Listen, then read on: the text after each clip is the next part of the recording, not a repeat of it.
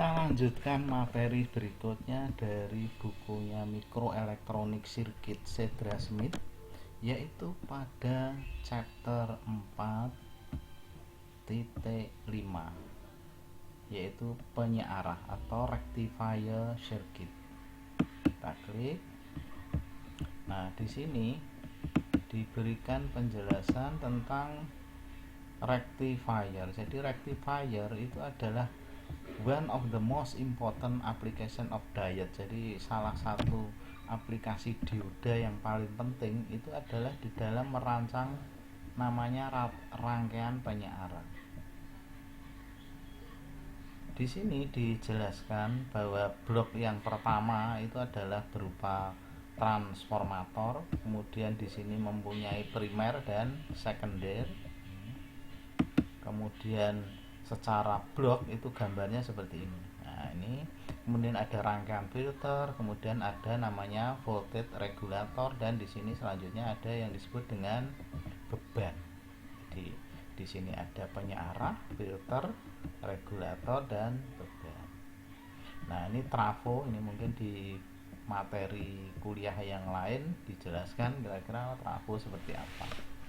Jadi sini ada primer didapat dari atau disambungkan dengan rangkaian listrik jala-jala, kemudian yang sekundernya masuk ke dioda.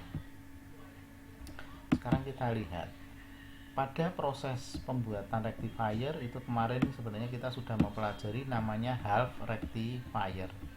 Half rectifier itu sama dengan rangkaian clipper juga.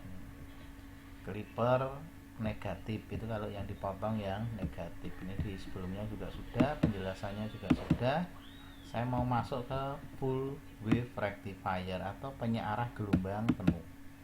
Penyearah gelombang penuh itu secara garis besar ada dua tipe, yaitu yang menggunakan 2 dioda dan 1 dioda. Yang menggunakan 2 dioda ini bisa dibaca teorinya kira-kira menggunakan transformer yang memiliki center tape atau biasanya orang nyebutnya tape gitu, untuk menyediakan 2 tegangan yaitu positif dan negatif. Ini kira-kira bloknya seperti ini. Nah, ini yang primer, ini sekunder. Jadi masing-masing dapat 2 dioda. Jadi kalau pada saat positif ini yang mengirimkan, pada saat negatif yang bawah yang D2 yang mengirimkan, begitu. Sehingga didapatkan nanti prosesnya kira-kira outputnya yang warna biru ini. Nih. Tetapi yang lebih umum itu biasanya disebut atau digunakan dengan 4 dioda. Jadi dengan 4 dioda. Jadi kalau pada saat ini penjelasannya ada di atas ini. Ini kira-kira kalau saya permudah atau saya sampaikan itu kira-kira begini. Pada saat sinusnya berada di atas nih, maka yang bekerja adalah D1, lalu melewati R, lalu masuk ke D2. Ini. Sebaliknya kalau fasanya negatif atau di bawah, yang bekerja adalah D3, masuk ke R, masuk ke D4, dan kembali ke transformator. Itu kira-kira proses atau cara bekerjanya penyearah 4 dioda atau penyearah gelombang penuh yang menggunakan 4 dioda. Nah, ini kemudian kita lanjutkan supaya memudahkan atau memperbaiki kualitas, atau yang tadi di blok atas itu ada namanya filter, maka digunakan namanya filter kapasitor. Nah, kapasitornya dipasang paralel dengan beban sehingga nanti akan yang tadinya naik turun itu bisa berubah menjadi lurus idealnya, walaupun nanti kenyataannya belum tentu bisa lurus, tetap ada ripple-nya, kira-kira begitu. Tuh, dengan ini rumus-rumusnya ada di bawah ini di 423 sampai 425 nanti dipelajari. Nah, kira-kira prosesnya begini.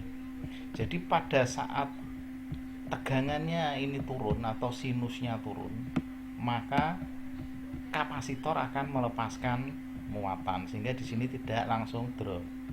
Nah, pada saat positif kapasitornya mengisi. Nah, nih sampai titik penuh terus masih mengisi. Begitu ini turun negatif, kapasitornya mulai membuang muatan sehingga timbullah namanya di sini ripple yang makin kecil. Jadi kalau tadinya itu hanya separuh gitu menjadi ripple-nya semakin kecil. Itu prinsip dari penyearah 4 dioda dan filter. Penjelasannya ada di bawah ini. Kemudian ada namanya CRT dan sebagainya. Di sini ada, nanti bisa dipelajari. Begitu ini juga persamaan-persamaannya ada di sini. Nah, ini contohnya misalnya seperti ini, ada di penjelasan ini. Nah, supaya lebih mudah kita praktekkan saja menggunakan simulasi. Nah, misalnya rangkaiannya seperti ini trafo, ini dioda, menggunakan 4 dioda nih. Kemudian bebannya R1 ini kita R-nya, C-nya tidak kita pasangkan dulu tanpa C. Ini kalau kita jalankan kira-kira seperti apa atau apa yang terjadi. Nah, yang kuning ini adalah input, yang biru output. Nah, seperti ini yang terjadi. Ini kan ripple-nya kan besar nih, naik turun. Kita coba perbaiki dengan kapasitor.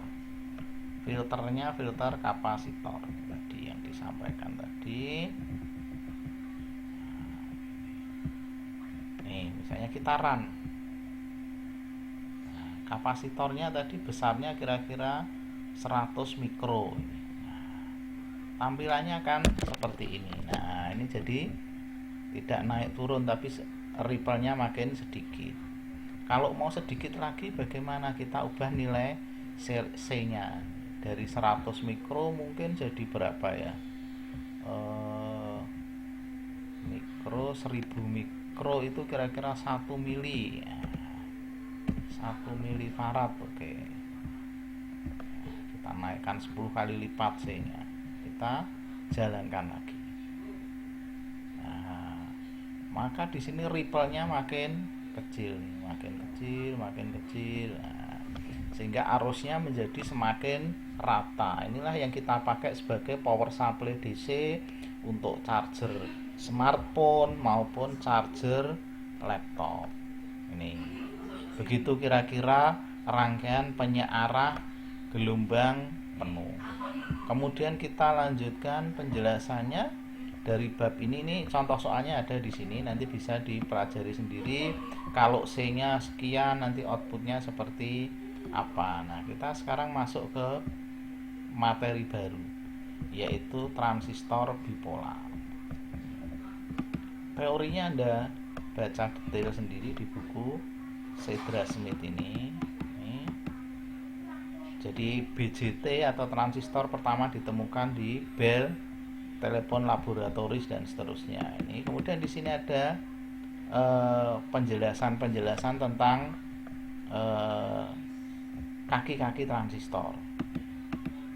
Ini kemudian yang penting adalah tabel 61 ini. Jadi transistor memiliki 3 mode operasi, yaitu cut off, aktif, dan saturasi.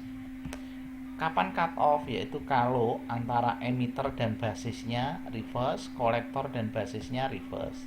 Kapan aktif? Yaitu kalau emitter base-nya forward, kolektor base-nya reverse. Ini untuk tipe PNP ya. Kemudian saturasi kalau keduanya adalah forward. Nih, kira-kira ini yang paling penting dari materi pengenalan yang depan. Ini penjelasannya ada di bawahnya ini. Nanti bisa dibaca. Saya mau masuk ke realnya, ke real dari transistor. Ini persamaan dari rangkaian transistor. Jadi transistor itu memiliki rangkaian representasi yang seperti ini di atas tuh. Ini seperti ini. Nah, nanti saturasi dan sebagainya nanti dipelajari. Nah, kita masuk struktur of actual transistor. Transistor bentuknya kira-kira kalau die itu seperti ini kalau pada IC. Nah, ini adalah karakteristik transistor. Ini daerah aktif, ini daerah saturasi. Oke, ini IC arus kolektor, ini VCB. Saya lanjutkan dulu supaya waktunya cukup. Ini PNP dan NPN, nanti kita bahas di sini. Jadi transistor itu yang perlu dipahami adalah pemahaman tentang ini, arusnya mengalir top to bottom. Kemudian PNP dan NPN dihubungkan dengan power supply DC, ia beroperasi pada daerah aktif. Nah, ini simbolnya transistor seperti ini. Yang gambar A ini transistor NPN. Bedanya apa? Ini panahnya keluar. Kalau PNP panahnya ke dalam. Nih. Kemudian rangkaian karakteristiknya kira-kira pada posisi aktif mode itu kira-kira seperti ini. Kalau NPN arus ngalir dari kolektor basis ke emitter. Kalau PNP dari emitter basis kolektor. NPN itu artinya apa? Kolektornya N, basisnya P, emiternya N. Sehingga tadi dikatakan aktif kalau CB-nya itu adalah reverse. Kenapa? Karena dari C-nya N berjalan ke P. Sedangkan basis emiternya forward. Kenapa? Karena basisnya positif, emiternya negatif. Sebaliknya untuk yang PNP, emiternya di atas. Dia aktif kalau EB-nya PNP, PNP, emiternya positif, basisnya negatif, kolektornya positif. EB-nya berjalan dari E ke B, artinya dari P ke N, sehingga ini forward. EB-nya sama forward. Kemudian BC-nya reverse. Kenapa? Karena dari N ke P. Sebenarnya sama ini reverse juga. CB-nya reverse. CB-nya reverse ya. Jadi yang diingat-ingat itu salah satu saja. Jadi baik PNP maupun NPN itu kalau mau berjalan pada posisi aktif itu CB-nya adalah reverse. Ini juga reverse. Begitu ya. Artinya reverse itu apa? Arusnya mengalir dari N ke P. Maka disebut di sini di active mode. Ini simbol transistor yang perlu dipahami. Ini adalah rangkaian karakter dasarnya. Jadi ini seperti ini, PNP dan NPN pada active mode. Ini basisnya kalau pada posisi active mode seperti ini. Itu saya kira cukup sekian full rectifier dan pengenalan transistor. Sampai ketemu di materi selanjutnya.